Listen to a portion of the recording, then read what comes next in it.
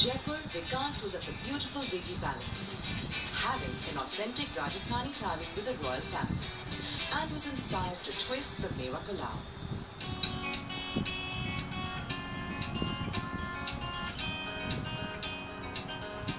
I poured 2 ladles of the tea-infused batter into a hot waffle maker.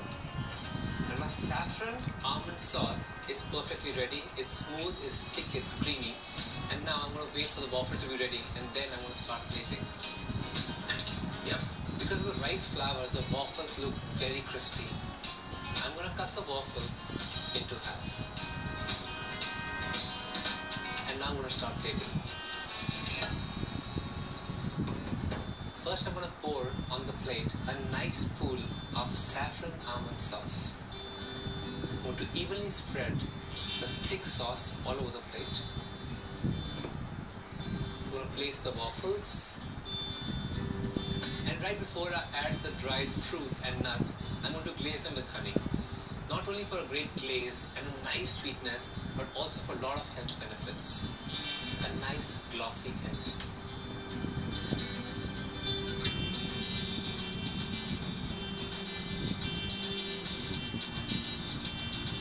My rice waffles with saffron almond sauce is ready.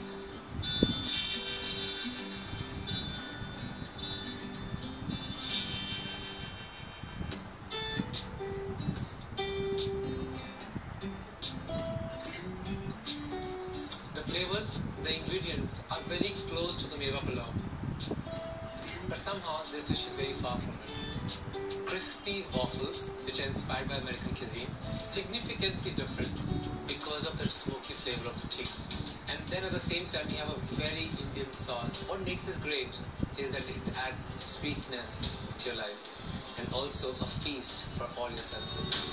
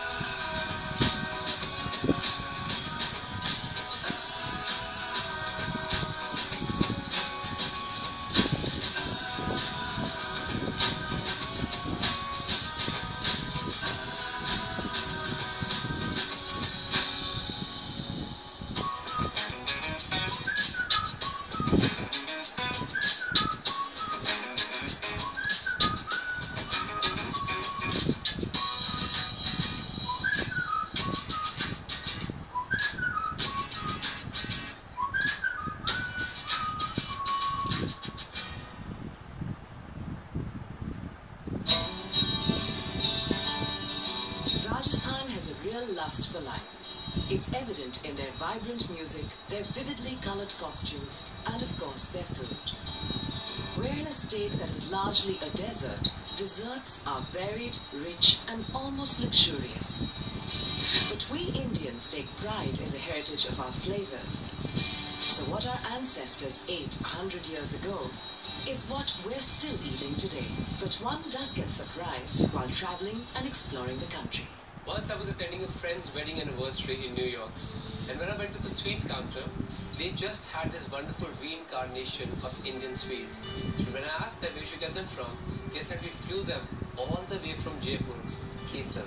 And I promised myself that next time when I'm in Jaipur, I'm going to make it a point to visit Kesar.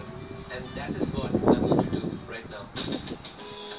Kesar is one of Jaipur's best sweet shops, because they don't just make the typical Indian sweets. Vikas is here to meet Divya, who is going to tell him how she's reinventing Indian sweets. Kesar has gone all the way to America, you know that, right? Yeah, we've supplied sweets there. You know, what you have done is you've taken this tradition much further than that. I think Kesar is the crown of Indian celebration. Thank you so much. That's a big compliment. I just love it.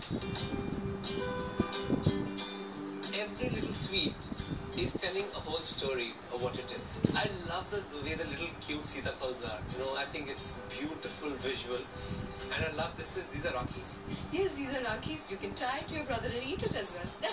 Yes. And here is something which I'm just thinking very interesting. So you have your dried rose petals and you crust the laddus with them. This is Kesar's speciality and we call them rose petal laddus. So you help me to pick one favorite. Okay, I'll just get a platter done for you and then we can try them. And what I can't eat, I can always take with me. Of course you can.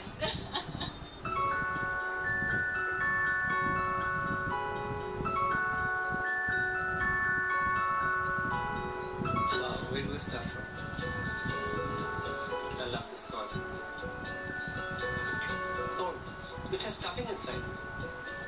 Nuts? Yes, they're nuts, they're ground and then they're pasted inside. These are sweets, but this is a symbolic sweet. Yes. I'm going to eat it out of my wrist.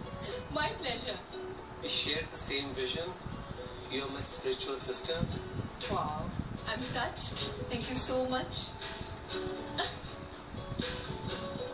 Oh my god. This seems to be a combination of most of the desserts actually. Yes. Even if I eat it, I'll always remember it.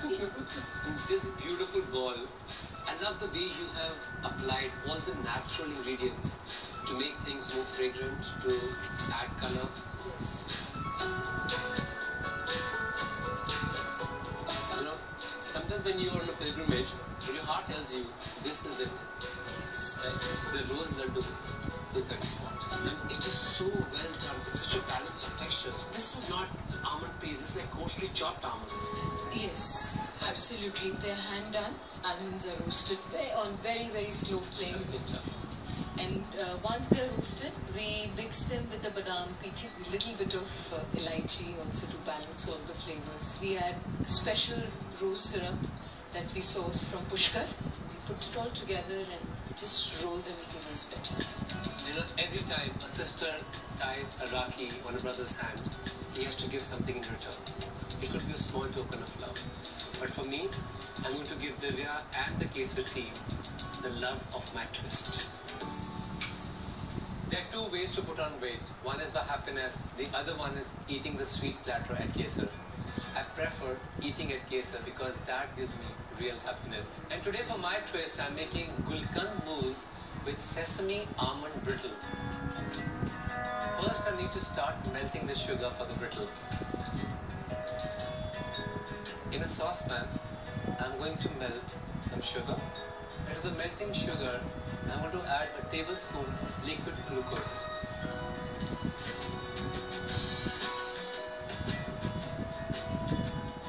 It's going to help us to make a perfect brittle. Sugar is something so alive. It will change its form and its texture with every degree of temperature. Just like wine. The sugar has to melt very evenly. I'm turning the heat off. And now adding all the flavorings to it. Sesame seeds, almonds, and fresh rose petals. These are edible rose petals. Now this goes to a marble surface.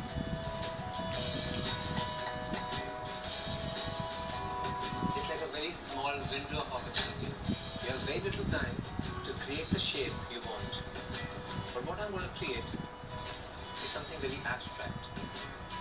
I'll be just leaving it like this, and a little later I'm going to just crush it so that it creates its own natural forms.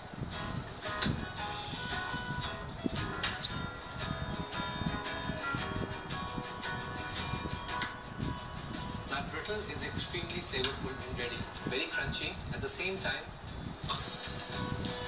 full of layers of flavor. Next, I'll start working on gulkand mousse using cream cheese. Vikas's visit to Kesar was amazing. He's really inspired to create something similar and reinvent the traditional version of the Indian mithai.